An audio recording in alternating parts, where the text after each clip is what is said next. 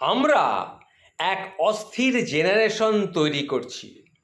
Believe or not believe, এই জেনারেশনের specific কোনো কিন্তু লক্ষ্য নেই, এদের আদর্শিক কোনো অ্যাম্বিশন নেই, পবিত্র কোনো মিশন এদের নেই।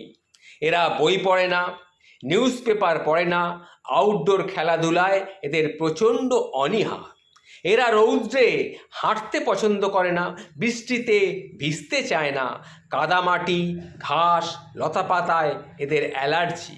এরা আধা কিলোমিটার গন্তব্যে যেতে আধা ঘন্টা রিক্সার জন্য অপেক্ষা করবে, তবু কিন্তু হাঁটবে না। এরা অস্থির, প্রচণ্ড রকমের অস্থির একটা জেনারেশন। এরা অপরিচিত সিনিয়রদের কখনোই সম্মান দেবে না, পাশ কাটিয়ে হন হন করে চলে যাবে, অথবা গা ঘেঁষে পায়ে পাড়া দিয়ে চলে যাবে। সরি বলার টেন্ডেন্সি এদের মধ্যে একদমই নেই। এরা অর্ধেক কথা বললে, কিছু বলতে গেলে তর্ক জুড়ে দেবে। না পাবেন এদের কাছে কোনো বিনয়ী ভঙ্গি, না পাবেন কোনো কৃতজ্ঞতা বোধ। এদের আচরণ অত্যন্ত উদ্ধত, সদম্ভ চলাফেরায় আপনি কিন্তু কুঁকড়ে থাকবেন। সংযত হওয়ার উপদেশ দিতে চাইলেই কিন্তু আপনার বিপদ, নাজেহাল হওয়ার সম্ভাবনা অধিক। আপনি পাবলিক বাসে চড়েছেন, দেখবেন খালি সিটটায় জায়গা পেতে সবচেয়ে জুনিয়র ছেলেটি বেশি প্রতিযোগিতা করবে, আপনাকে ধাক্কা টাক্কা দিয়ে শটান গিয়ে সে বসে পড়বে। তার বয়সের দ্বিগুণ যে আপনি সামনে দাঁড়িয়ে রয়েছেন, এটা দেখা ছাড়া সে আর কিচ্ছুটি করবে না। বলছিলাম এই রকম একটা জেনারেশনের কথা। এই রকম জেনারেশনই এখন আমরা তৈরি করে চলেছি। সবচেয়ে ভয়াবহ কথা যে মজলিসে এরা জেনারেশন দাঁড়িয়ে থাকার কথা, যে মজলিসে এই জেনারেশন দাঁড়িয়ে থাকার কথা, সেই মজলিসে তারা নিজের জন্যে চেয়ারের খোঁজ করে।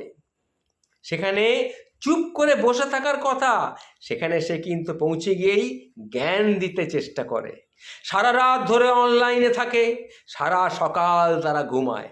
এরা সূর্যোদয় দেখে না, এরা সূর্যাস্তও দেখে না। সূর্যোদয়ে বিছানায় থাকে আর সূর্যাস্তে এরা মোবাইলে থাকে। এরা ফাস্ট ফুডে আসক্ত, এরা আউটডোর খেলা একদম অপছন্দ করে, এরা ইনডোরে স্বস্তি পায়। নির্দিষ্ট কোনো কথা বললে মূলত অনলাইন গেম তাদের ফার্স্ট প্রায়োরিটি। এরা ইতিহাস পড়ে না, এরা সাহিত্য বোঝে না, এরা নজরুল চেনে না, রবীন্দ্রনাথ চেনে না, এরা বই বোঝে না, বই পড়ে না, বই কেনেও না। এরা নন স্কিলড, এরা হাঁটতে পারে না, এরা দৌড়তে পারে না, এরা গাছে চড়তে পারে না, সাঁতার কাটতে পারে না, সাগর বাড়ি দেওয়ার মতো দুঃসাহস তো এদের নেই। পাহাড় কেটে পথ তৈরি করার অদম্য মনোবল এদের মধ্যে কখনোই আপনি পাবেন না। এদের উচ্ছ্বাস নেই, আবেগ নেই, সৎ সাহসও নেই।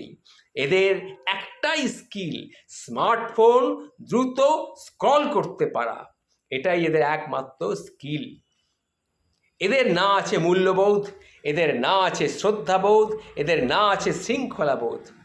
কখন চলতে হবে, কখন থামতে হবে, কখন বলতে হবে, কখন শুনতে হবে, এরা কিন্তু এসব একদম জানে না।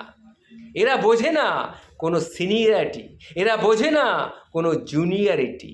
শুধু এরা কি বোঝে? এরা শুধু বোঝে স্মার্টফোন।